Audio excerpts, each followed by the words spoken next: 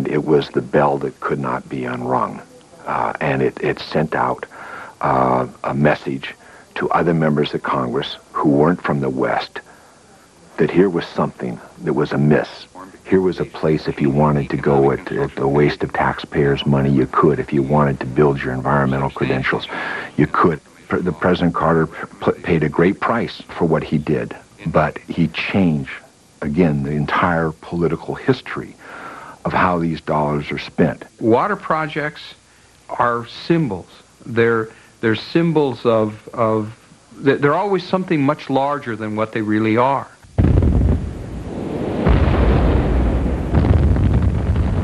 In the end, Carter could not stop most of the dams on the hit list, but nothing would ever be the same.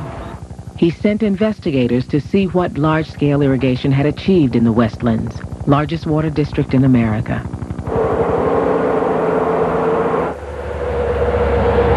The Reclamation Project Act, to begin with, visualized family farms of a subsistence nature. They didn't visualize farms that were going to make enough money to send the kids to college or even send them to a dentist.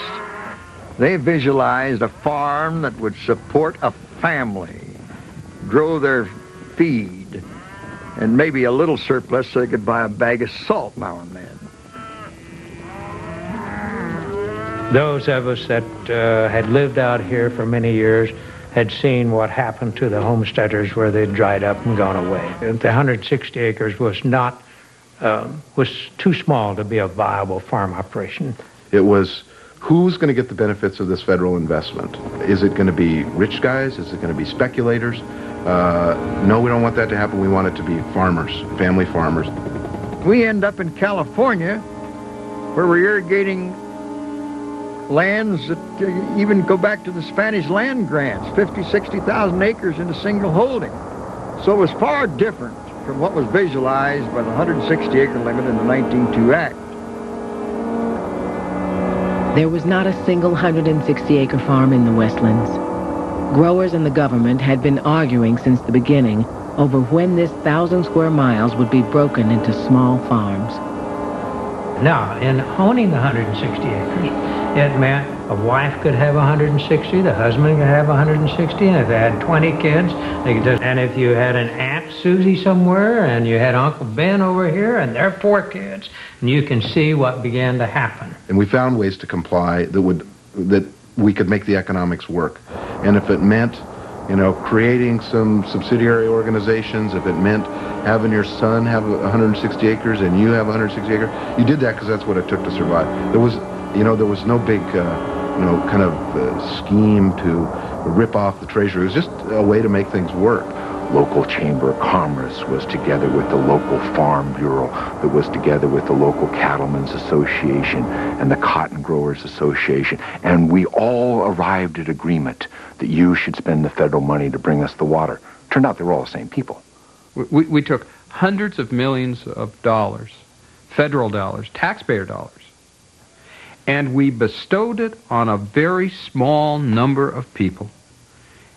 And we did so with the promise that they would break up their farms, that they would provide rural communities throughout the area. And the large farmers and their lawyers had the ability to morph themselves into any size farm that you wanted to make eligible for the subsidy.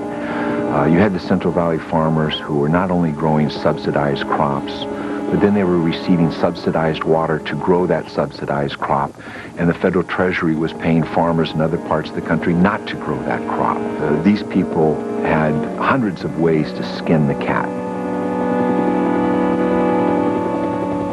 They had predicted that there would be perhaps a 30 or 40% increase in agricultural productivity, and in fact, over the first 10 years, it had increased by 300%. Till we get that harvested. 7 days a week, 16 hours a day. I worked from 6 to 6, and then when the barley came, 18 hours a day. We didn't know what a day off was. The first time that I went down to Westlands, Huron was the largest community. It had lost its doctor. It didn't have a high school. It didn't have a newspaper. There was one grocery store. There were, I think, 4 bars. Of course, everyone was living in very dilapidated rental housing. The actual conditions that we discovered that people were living under there were as bad or worse than the worst conditions that I've encountered in Africa, south of the Sahara, or southern India, or any parts of Latin America. The water out here, it's always been a mystery. And I say mystery because without the water, I mean, we would be in a desert sand right now. I mean, that's what made the big corporate farmers who they are today. But the fact that, there is water out here, it creates jobs, creates homes, creates wealth for the farmers, not for the people in Huron. We've been fighting poverty for years and years and years, and that's a demon that probably won't go away. In 1979, Carter's investigators found that Huron, the largest town in the Westlands, had become one of the poorest towns in California. A Spanish surname population, families were running 30% below the poverty level, which is particularly striking in the context of zero unemployment. We couldn't find any evidence for unemployment in the region, so that these were people working very hard for below poverty wages. You can do a documentary and you can go out and you can say these people have a rough life. They have a low income, but you can also live with them and work with them and know that they're happy people. It's just like if you go to the third world, the poorest people in the world, if they are adjusted and have a way of life, that is a fine way of life for them. Mexican Americans have found great work and like in some cases, very well paying. In other cases, pretty marginal, but there's a way of life for them too. Driving a tractor is driving a tractor and it's outside. It's a better job than a lot of us have.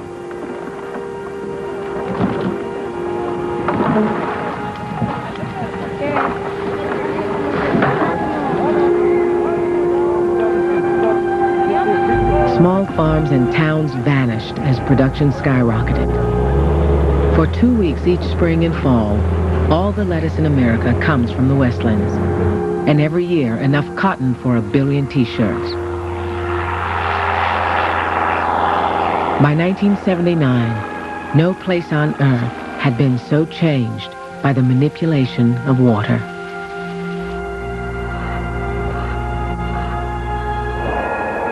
Except in a few game reserves, nearly all the valley's native fish and animals were gone.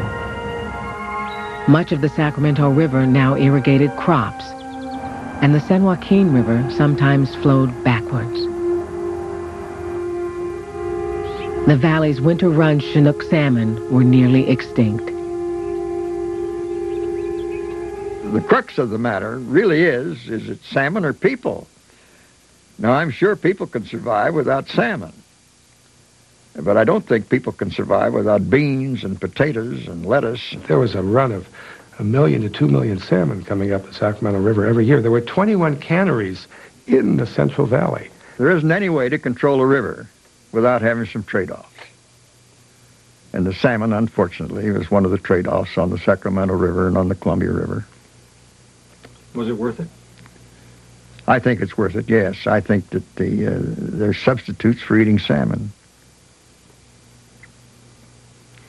You can eat cake. In 1980, the Carter administration was reviewing growers' water contracts. They were paying about 1/4 of what it cost to bring the water across California. President Carter, running for re-election, could have sent a strong message by questioning the price of water, enforcing the 160-acre limit, and demanding environmental changes in Western water policy. But suddenly, on the heels of a hostage crisis in Iran, Carter found himself in a race for his political life against Ronald Reagan. He turned to the San Joaquin Valley for campaign support. Mrs. Carter's first stop in California was on friendly turf at the home of a longtime supporter in Fresno. It was the second... Carter and Congress chose not to change Western water policy.